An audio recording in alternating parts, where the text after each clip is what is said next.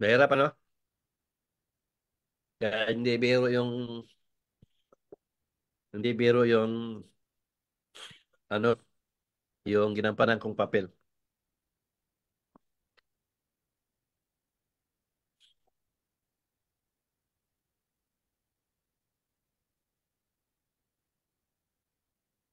Ako pa yung manggamot, ako pa yung maghahalongkat sa buhay ninyo. Ako ang magre-receive ng mensahe ng Diyos para sa inyo. Ako pa ang magpaliwanag para maunawaan ninyo. Kung gagawin nyo lang, i-apply sa sarili para sa sarili ninyong kaligtasan. So nasa inyo ang pasya niyan. Kung i-apply ninyo o hindi.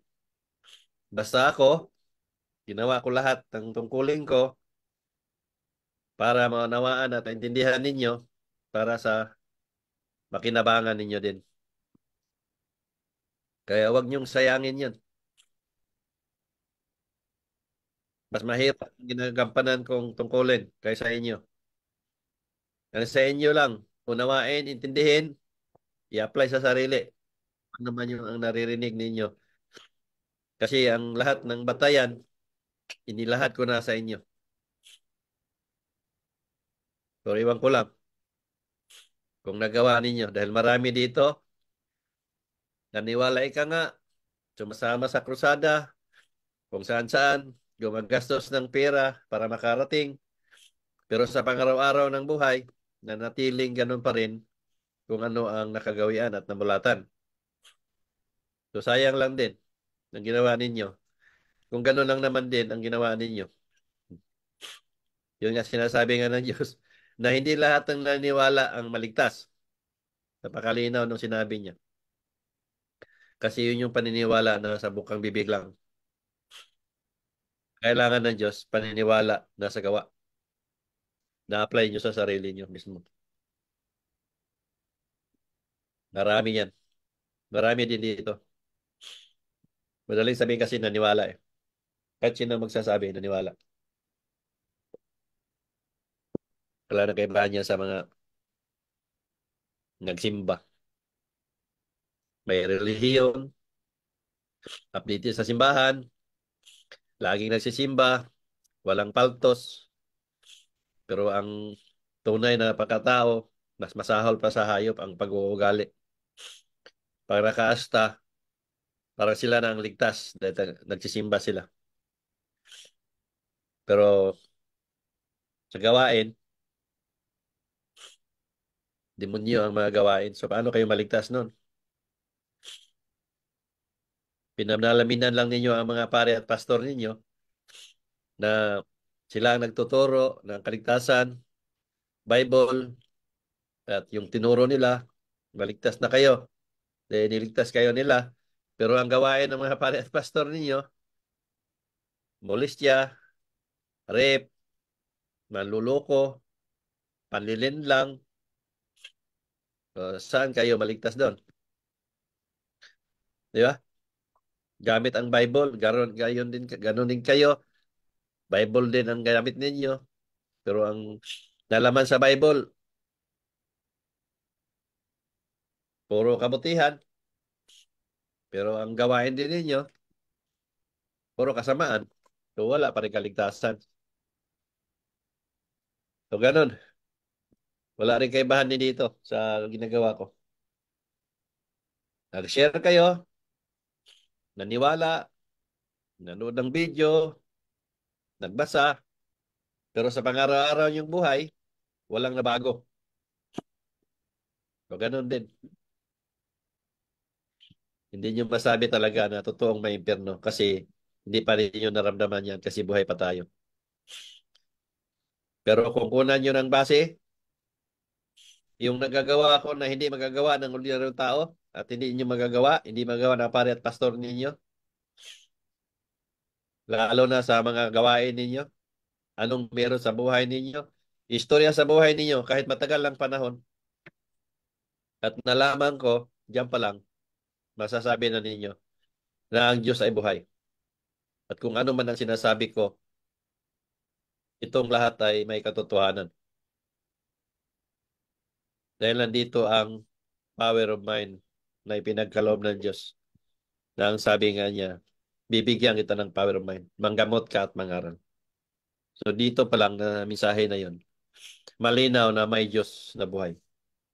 Kaya pag binanggit ko ang impyerno, yun yung sinabi rin ng Diyos sa akin noon, na ang sabi nga niya, ulitin ko dito, baka nakalimutan ninyo na totoo may impyerno. Hindi ito ah, katang-isip lang. Base ito sa mensahe ng Diyos. Na ang sabi niya, halika, sama kita sa impyerno para may kwento ka sa mga tao kung anong meron sa impyerno. No, yun yun. Malinaw yun. So yun, sumama ako, naglakad kami, pumasok kami sa may arko. So pagdating ko sa unahan, ako lang pala ang pumasok. Si Jesus Christ nagpaiwan sa arko. So lumakad ako, hanggang lumakad ng lumakad at marami akong narinig nga na mga sigaw. Lahat ng lingwahe doon. Tulong, saklolo, help, o ano pa yung lingwaheng narinig ko na hindi ko maunawaan at maintindihan. Dahil iba-iba nga tayo ng lingwahe. So sa takot ko, napalayo na ako na wala akong nakikita. Kasi yung inaapakan ko nga, para siyang bakal na luma na nagtuklap-tuklap na tamang kasikan. Makakaya lang ng paa ko dahil nakapaa ako. So napalingon ako sa likod, sa takot. So nandun si Jesus Christ pala di sa kanan ko na kaliwa na side.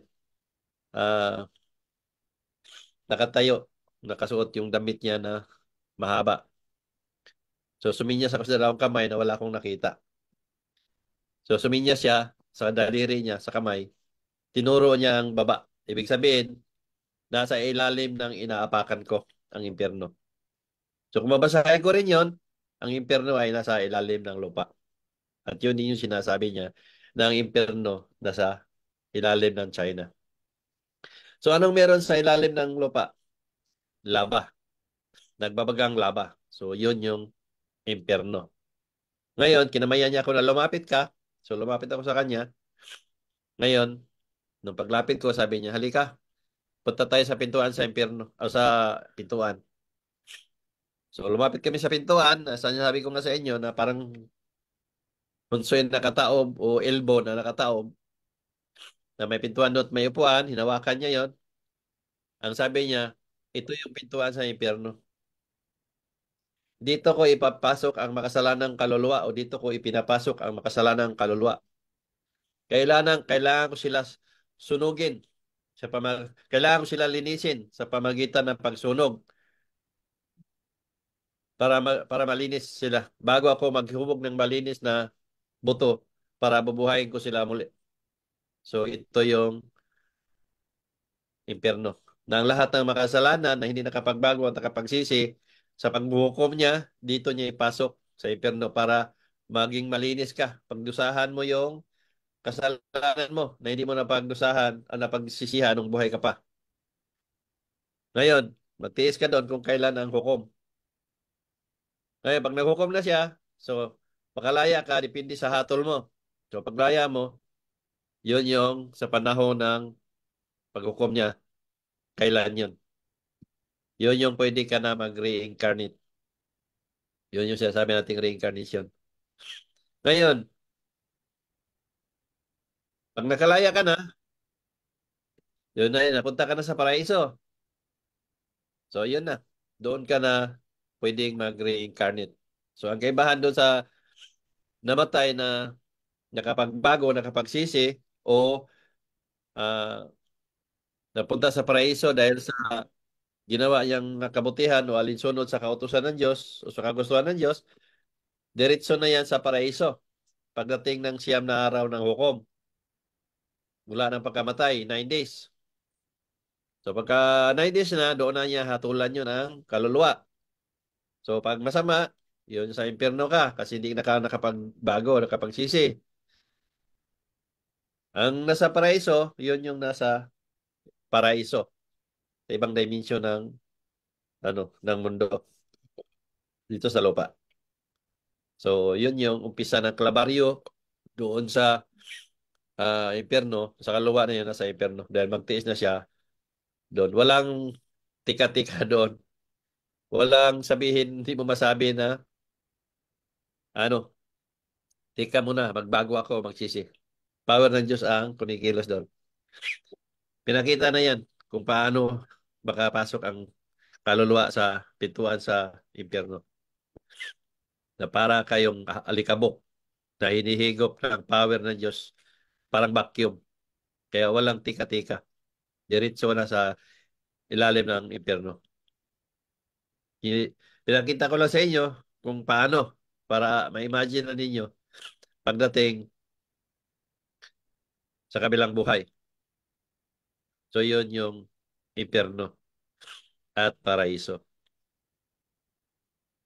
Ito ko sinabi sa inyo, dahil yung nasa mensahe, na kailangan ulit-ulitin para magising kayo sa katotohanan. Kasi ayaw ng Diyos na mapunta ang tao sa impyerno. Yun yung pag-ibig niya, na binigyan tayo ng pagkakataon na magkaroon ng tatlong P. So yun yun.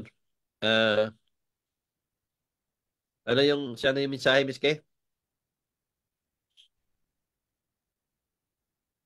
Yes, Brother Nars. Oo. Salamat. Okay. Ah, yun yung um, umpisahan mo na uli. Nalimutan ko yung umpisa.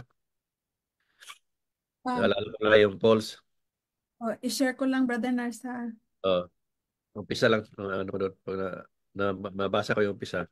Maano na ako. Ayan, Brother Nars. Yun. Alam ko na. Nagpunta ko sa bahay nung ano. Ganun ako. Ah, pag nakalimutan ko yon, nabasa ko lang yung umpisa, alam ko na kung ano yung kwento. Yun yung senaryo na ayun nga, nagpunta ko sa bahay ng alam ko, kilala ko, yung pamilya, yun. So ang mensahe na ito yung iwasan ah, kung paano hindi ka magkasala. Ito yun. Yun yung may pagsisinungaling na nakakabuti. Ito yun. Na sinasabi natin na mayroong pagsisinungaling na ito sabi nating light, ano? White lie. White lie na sinasabi. Ika nga. Na unang-una, yung inutusan ako na tingnan o sundan ang asawa niya na may pinagdudahan niya, totoong nakita ko, pero nagsama sila. Dahil nga nagsama laman walang masama, alang nga mag-conclude ako na may ginawang masama sila na nagsama lang naman. So, sinungaling ako na hindi ko nakita. So, dahil sinabi kong wala akong nakita, kaya wala naman talagang masama sa pagsama, so, naiwasan ko na magkasala ang babae. Dahil pag sinabi ko yon, natural, inaawayin niya yung asawa niya. Kahit wala namang ginawang masama, aawayin niya dahil sa sinabi ko. So, nagkakasala siya at maaaring makasala din yung asawa dahil siyempre kung ano yung mga sagutan, ano yung mga gagawin nila, maaaring magkasakitan. So, nagkakasala sila pareho. So, yun yung ah, senaryo na yon na sabi natin na may pagsisinungaling na nakakabuti sa kapwa. Na yun nga ang sinabi ng Diyos doon na sinabi nung ano na nagalit sa akin yung ang mama nila dahil hindi ako nagsabi ng totoo. Pero sa galit niya, siya pa rin ang nakakasala. Ngayon, dahil hindi ko siya nakikita, ang alam kong patay na, ibig sabihin, nasa impyerno ang babaeng yun. Dahil sa ah, pag-iisip niya ng masama sa kapwa o paulit-ulit niya ang ginawa sa pagkakasala. Kaya napunta siya sa impyerno. Yun, hindi ko siya nakikita. Dahil ang nakikita ko yung asawa lang. Ngayon, yung pagpunta namin sa Falls na sinasabi nga na ano, talunin ako, sabi ng ni Discretion, tumalon ako, ah, at sinabi nga niya na natakot ako na masama sa tubig, na ang sabi nga niya, pag hindi ka lumangoy, ibig sabihin ng Diyos doon, pa sa buhay mo, na habang nakikibaka ka sa buhay mo, pag hindi ka mag-isip ng tama, kung ano ang nakakabuti, paggawa ng kabutihan, maaari kang mapapahamak. Kaya ito yung sinabi yung pag hindi ka marunong lumangoy, yung hindi ka sa pamumuhay mo, hindi mo alam kung anong dapat mong gawin, kung ano yung nakakabuti at nakakasama, at hindi mo ito magawa sa buhay, buhay ka pa, at maaari kang mapapahamak. Kaya, hindi katulad ng lupa nga, pag natabunan ka nga, sabi niya, nasama ka sa pagguho, ay mabaong ka na sa hukay. So itong pagsisinungaling, na alam mo naman talagang walang masama, at hindi mo rin ginawa para magkasakitan ang dalawa, na iligtas mo sila sa kapahamakan.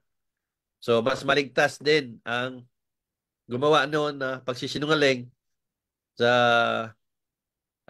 mag-asawa para maiwasan ng pagkakasala. So, mas maligtas ka din dahil hindi nga nakakabuo ng kasalanan, na ayon din sa paniniwala ko na ang kasalanan ay papasok ito tuwing nakasakit tayo ng damdamin. So, yun yung mensahe ng Diyos doon, na mas ah, na nakakaligtas din ang ginawa mong pagsisinungaling. Maliban kung nakita mo talaga na may ginawang masama at sinabi mo, ibang usapan yun kasi nagsasabi ka ng katotohanan. So pag sasabi mo rin katotohanan, hindi ka rin nakakasala kasi totoo naman talaga ang nakita mo. So yun yung mensahe na yun na ipinarating ng Diyos.